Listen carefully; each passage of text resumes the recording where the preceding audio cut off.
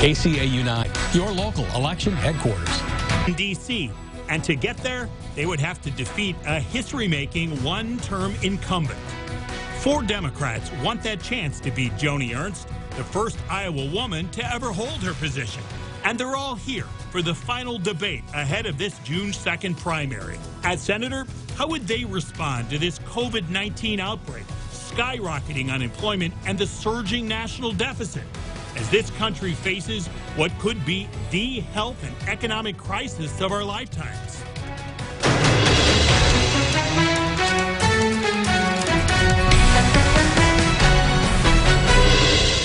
Welcome and thanks for being with us. Well, this is it. 4 candidates, 90 minutes this afternoon. No bells, no buzzers, no whistles, no flashing lights, none of that stuff. Hopefully no stump speeches either. It's going to experiment here. Let's see how it goes. We received dozens and dozens of questions from people, what they wanted answered today. Now, just as a reminder here to try to be safe in light of this COVID-19 crisis we have right now, everyone is spaced out. 6 feet is the recommended level. We'd give you an extra one here, so you're 7 feet apart here. No handshakes, which is a little odd to start this, but we wanted to respect this social distancing, and we appreciate all of you being here. As an introduction, ladies and gentlemen, let's start with this, and we'll start on the left here and go left to right this first time. Name one thing from your background that makes you the leader that Iowans need right now. Well, thanks, Dave, for the chance to be here. And there's so much that I want to tell Iowans about me. I'm Teresa Greenfield. I'm a business leader, a businesswoman. I'm a mother of 4, and I'm a farm kid. And I'm not taking one dime of corporate PAC donations. And I'm pretty excited about that. I am running to put Iowa first. I grew up on a little farm, and my dad always said there's no boy jobs and there's no girl jobs. There's just jobs that need to get done. And I think it's the same way in Washington, D.C. There's a lot of jobs that we need to get done. Thank you and welcome. Mr. Franken. Pleased. Hello, everyone. My name is Michael Franken. I'm the product of a big family in a small town. And public education and the opportunity which led me to almost 4 decades of service in the United States military, ultimately retiring as a 3-star admiral. I'm here to beat Joni Ernst in November. My platform is climate change, health care, and addressing the inequities associated with special interests as they have to do with our elections. Very pleased to be here to beat Joni Ernst. Thank you, David. Thank you and welcome, Ms. Graham. Thank you. Thanks so much for having us here today, Dave. My name is Kimberly Graham. I'm an advocate and an attorney for abused or neglected kids and for parents here in Iowa's juvenile court. I've been doing that for the last 20 years. And I think that you said, name one thing that makes you the leader that Iowans want. I think that one thing is that for the last 20 years, I have been standing up and fighting for Iowans every day. It's been my job, and I want to continue to do that in the United States Senate. Thank you. Thank you and welcome. And finally, Mr. Morrow. Thanks, Dave.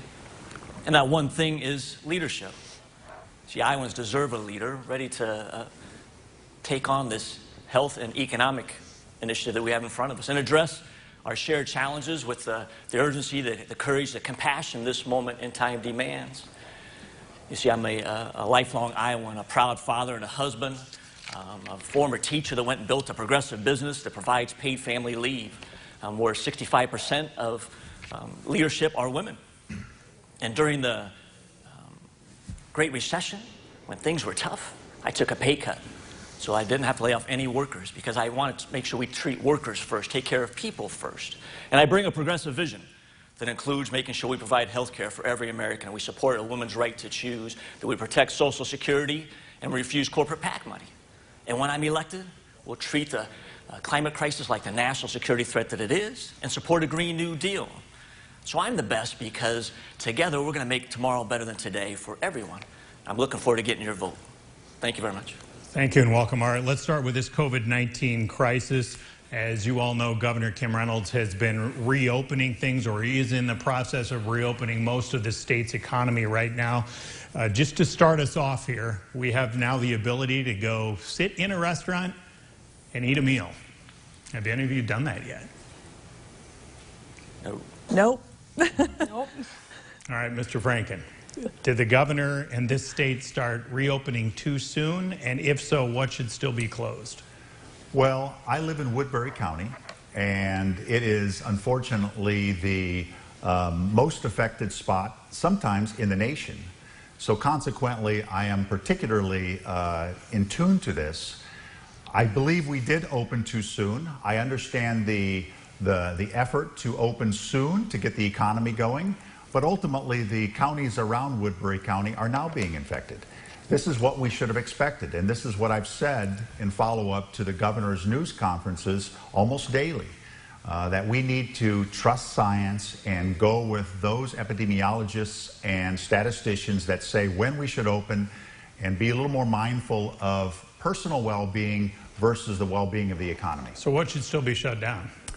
My sense is that, as the CDC says, areas where you have close proximity, where you have difficulties keeping people separate, and ultimately, you're going to have problems with restaurants, because restaurateurs need lots of crowds. They're open limited periods of time. So consequently, people will be mixing. They'll be walking by, etc. So I wouldn't do restaurants. I would do just the businesses that are essential services: food, water, sewer, power, and a few others. That's it. Ms. Graham, is that the way to go?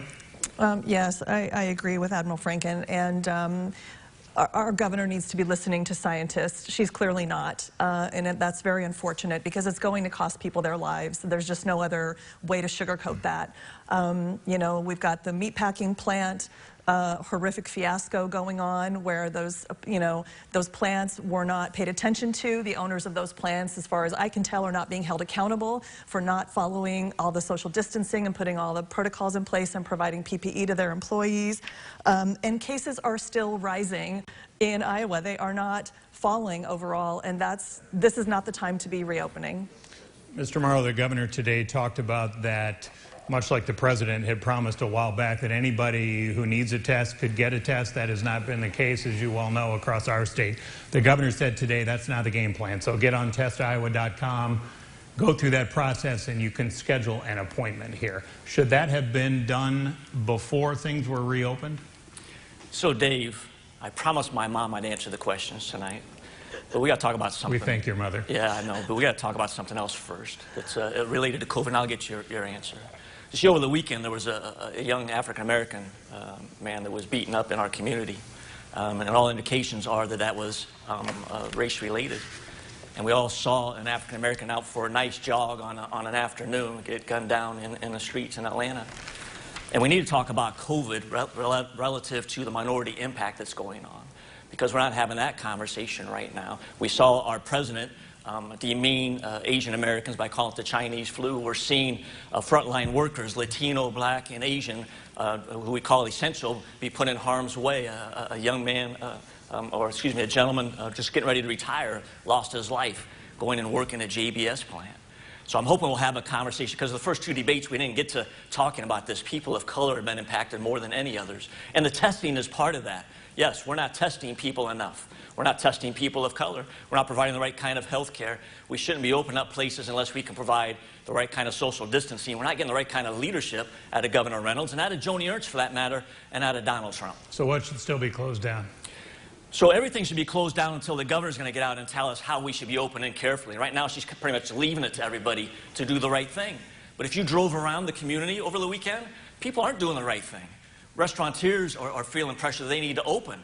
And if you drove by and looked at some of the places, patios are full and nobody has masks on. You go to all kinds of retail businesses like that, they're not prepared. And our governor should be taking the lead. We should be doing public service announcements. You should be doing public service announcements to talk about how we should be doing this work. We should be doing public service announcements about any of us that are going out, how we should respect everybody's distance, that we should wear masks. And we're having this wrestling match about freedom right now. It's too bad this has become politicized, because if we don't get the right kind of leadership soon, we're going to have a rebound. And that's going to be doubly bad on our healthcare system. That's going to be doubly bad on our financial system, which is an expertise that I have. All right, Ms. Greenfield, we'll get into you with a question about this topic. Andrew had emailed, And he wants to know the balance of all of this, essentially. So what limits should the federal and state governments have when trying to control the behavior of private citizens and businesses during this? So how much can you force on people and how much should be voluntary, essentially? How do you address that? Well, thanks for calling in a question or texting in, however you did, Andrew.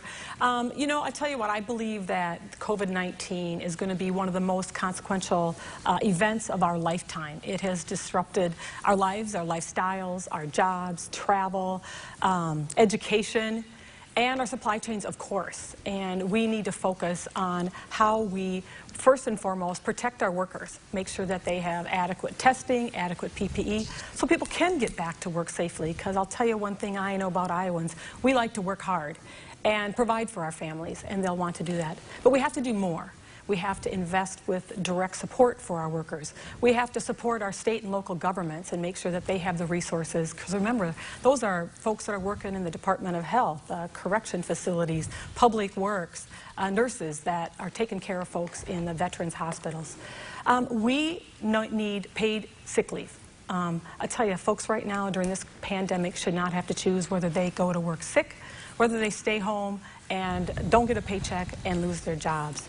When we focus on workers' health and safety, we'll be able to open up safely. Would you have restaurants open right now, or do you think it was too soon? You know, I think that it just depends on the Fully restaurant. Open. Yeah, I mean, I think it just depends on what they're doing. We certainly have enjoyed a whole lot of takeout during this COVID pandemic. All right, you mentioned supply chains. Ms. Graham, let's do a question from you. This one came in long distance from a guy you all probably know, J.D. Schulten from Sioux City. So he wants to talk about the supply chain. Here is his question here. This pandemic has put a spotlight on our broken food system. What's your path forward to fix our food system and support our farmers? Yeah. Well, thanks, JD. I appreciate that question. JD knows my answer, but everyone else doesn't, so I will tell everyone. So we have to take a multi-pronged approach. One of the things that the senator from Iowa always has a lot of input on and weighs in on a lot, of course, is the farm bills that come around, right? And those farm bills have historically really supported and invested heavily in industrial agriculture. They have not invested heavily in localizing our food sources or helping farmers transition to be able to grow more food that we actually eat here in Iowa rather than commodity crops. It's not that commodity crops are bad, it's that over time we need to be able to grow more of our food here that we eat. Food security is incredibly important. When your food is here in the state and you're not number 3 in food imports like Iowa is, then that's better for your overall security to have your food secure here. So we also need to enforce our antitrust legislation. It's not a very sexy topic, but when it's done, it works. Which means we cannot allow these massive monopolies to continue to exist where the farmer has to buy their seed, their fertilizer, and then that same entity sets the price they get for their commodity on the back end. Farming should not be a nonprofit enterprise, and for too many of our farmers it is. So there's a lot of things that we can do to make investments in farmers, pay them for environmental services, help them transition their farming operations, because a lot of them want to and they just can't do it right now. Specifically, Mr. Morrow, for the meat processing plants where we have seen these outbreaks of COVID-19 really across our state and across the Midwest in particular, the president had ruled that these plants have to stay open because they're an essential part of the process here. Was that the correct call, or should these have been shut down a while until the virus passes through the workers and the workers get over it and they can go back to work? Well, it could be the correct call if we're going to provide the right kind of protections, if we're going to have the right kind of distancing, provide the right kind of personal protective equipment. We're going to make sure that the line is run at a pace that does not spread the virus, that locker rooms and cafeterias are properly spaced and distanced, that we're testing everybody, that we're able to trace then the testing of everybody that are working there, so in case we have an outbreak, we can identify where it is. So we're missing that kind of leadership. We're missing it both from at the highest level, the federal level. We're missing it from Joni Ernst, who's not saying anything about protecting workers, essential workers. And again, these are mostly people of color because they don't really care. And that's a disservice to what's going on across this country. We need to make sure we address that in a wholehearted way. And we're not seeing that from Governor Reynolds either. So should they be open? They could be open if we do the right things. If they're not going to do the right things, then no, we need to figure out other ways where farmers and our family farmers can get their farm-ready produce to a market, maybe to an individual lockers. We need to go figure out how we can make sure those animals are being taken care of, that we continue to keep the food supply moving. But we shouldn't do it and have people lose their lives. That shouldn't happen. Ms. Greenfield, do you think the plant should have been shut down for a while, or do they need to stay open because of the meat supply they provide? You know, of course, we have to worry about our supply chains in all industries, and we have to work together with business, with workers, and my focus and my plan has been to focus on the health and safety of workers, because when they are well, they can go to work and the supply chain can keep moving. And that is grocery store workers, that is delivery truck workers, it is meat packing workers, it's folks that deliver our mail, it's nurses that are helping in the hospitals, keeping us safe. And so when we focus on their health and safety first, we can make sure things keep moving. I would ask Governor Reynolds to ask this administration to use the Defense Production Act to ramp up testing of PPE, manufacturing of testing kits, and the delivery of those so that we can keep our supply chain moving. And you mean ask the Trump administration Yes. on that, right? Mr. Franken, what do you think? Do these meat plants need to shut down? The criticism is, of course, they didn't protect the workers soon enough, and that's why it spread as fast as it did. Well, I think that's at face value, that's absolutely true. So I've got a bit of history here. I worked for multiple years, starting in high school, at a hog kill plant in Sioux Center, Iowa. So I understand the process. I was appalled that straight away we didn't treat this as a national resource. So we've changed. Business has gotten very efficient in agriculture. The problem is we've lost resiliency. So 50 or so packing companies do about 90% of the work in America. So we can lose some plants staged over time just fine. The problem is losing all in a given area because of the increase in logistics, et cetera, et cetera. So slow the plant, PPE, barriers, slow the line. Immediately look at NAVASH and changing the cleanliness so you can train the next series of workers. There's a series of things you can do here. Act like you have to have this. Act like you're a power company and you have to stay engaged. I didn't see that from the owners of Tyson and Smithfield and others. The problem is the workforce flows. Let's make no mistake, visa holders, not oftentimes people born here. So perhaps we're a little too neglectful of them, and I think that's the case. When I worked in the hog kill plant, everybody was white-skinned and from the local area. You don't see that today. And maybe we improperly, as Eddie mentioned, as Mr. Morrow just mentioned, we didn't treat everybody the same, and that's really a problem for America. But don't you think, Mike, that we shouldn't leave it up to them? That it's a job of us to take charge of what's going on? I agree. So the governor should have stepped up, and the industry should have stepped up, and CDC should have stepped up and made these not guidelines but mandatory ahead of time. And we didn't do that. I know we're free enterprise and all this and a capitalist, etc. But no, during pandemics, I've been involved in Ebola and building up economies after massive problems, Katrina and Hugo, etc. You have to take charge, leadership. Let's talk about one of the economic sides of this, and that's this incredible amount of people who are out of work right now. Iowa just released its newest numbers today. So these first week claims, the initial claims, more than 13,000, which is actually a substantial improvement than what we've seen over the last week and a half here. Mr. Morrow, let's start with you. As you look at all these folks, both in our state, and you're looking at a couple of 100,000 people, about 200,000 people here since this all started in March, and then of course broaden out to the 30-something million people across the country that have recently been unemployed. What is the government's responsibility to help them now? What should Congress do next? Yeah, so it's multifaceted. It's one of the things that makes this moment in time of me being the best candidate, because I employ a lot of people. I work with small business owners. I work with workers across this country. I specialize in catastrophes, floods, fires, hurricanes, tornadoes, and now a pandemic. And we want to make sure that we're talking about small business owners, which were critical to this state, but also talk about those workers, 37 million and growing across the country. So we have a HEROES Act that's currently being proposed out there. It came out of the House. If I'm in the United States Senate, I think there's a lot of really good things in there, but I think we need to go deeper. We want to make sure that we're providing a universal basic income for every worker right now throughout this pandemic. And there should be an automatic stabilizer built in there so that if the public health or economic triggers kick in, that continues to be flowing.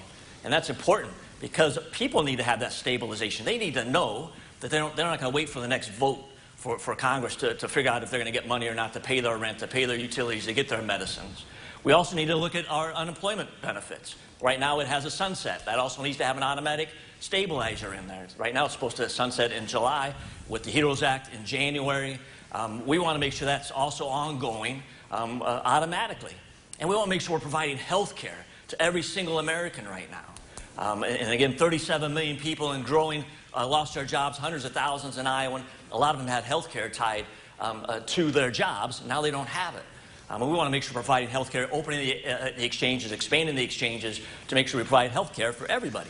And then treat our small business owners as well. Make sure we're allowing them, putting them in a position where they can become successful till they can open back up, till they can get back to 100% capacity. And we got to be honest, Dave. We got to let people know we're in this for a long haul. This is not ending this summer. Highly unlikely it ends this summer. And I hope I'm wrong. But the chances are this is going to go on well into 2021. We need to prepare and be honest with people so they know what the game is in front of them.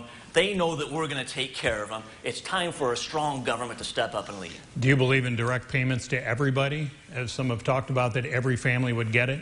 Yeah, no, I do believe in direct payments to everybody. I think it's a bad time for us right now to have some kind of a moral discussion on who should get it. And how much should that be per month? Anywhere between $1,200 and $2,000 per month per person. To help families. Ms. Greenfield, is that the way to go? Should everybody get this monthly payment right now?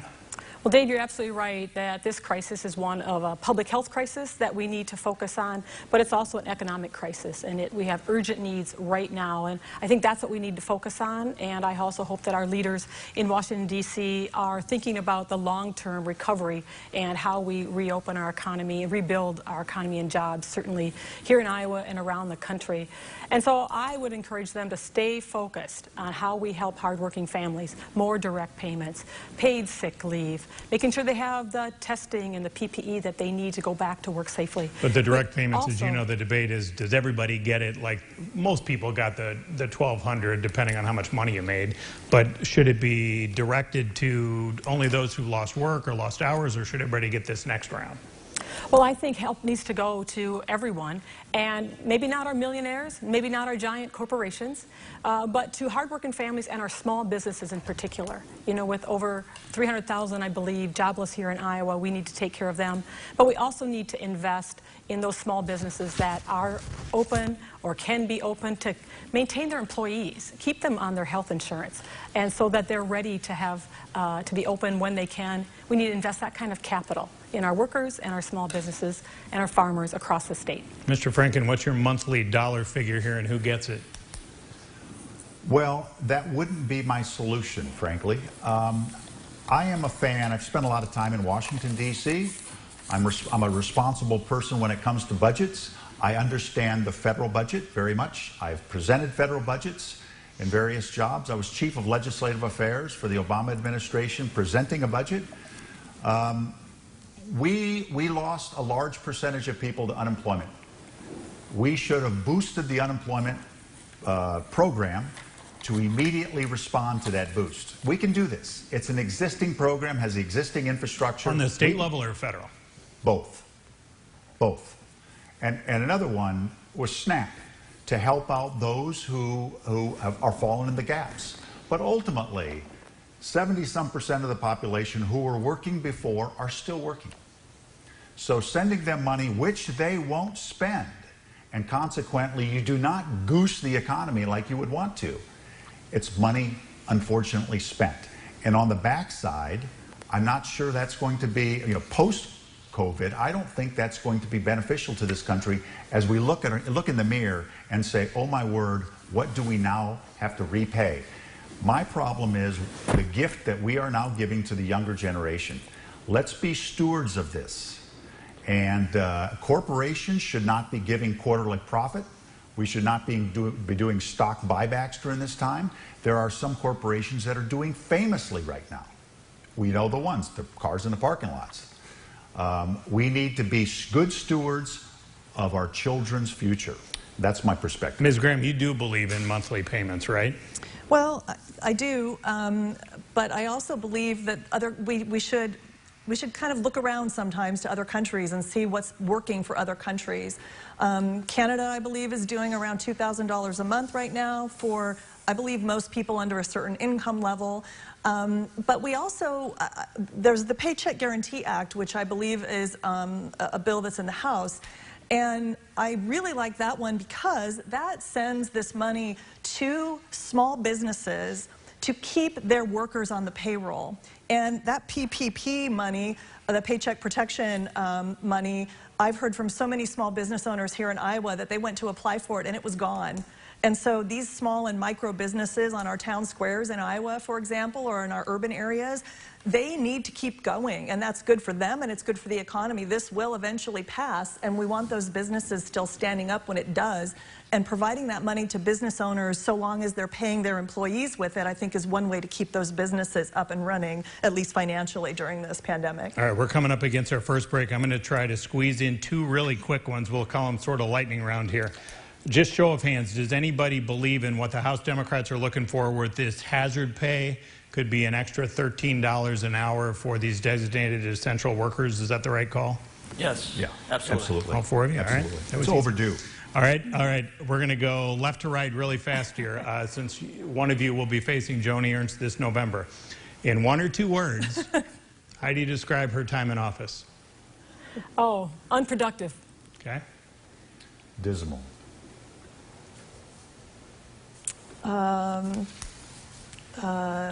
Catastrophic. Sold out islands. All right, you snuck in 3 words there. That's all right. All right, when we come back here, for many Iowa families, childcare can be one of the most expensive things to deal with right now, finding it, affording it. So for the candidates, where do Iowa families find affordable childcare in the future, and then also plan for that next really, really big expense, and that's college?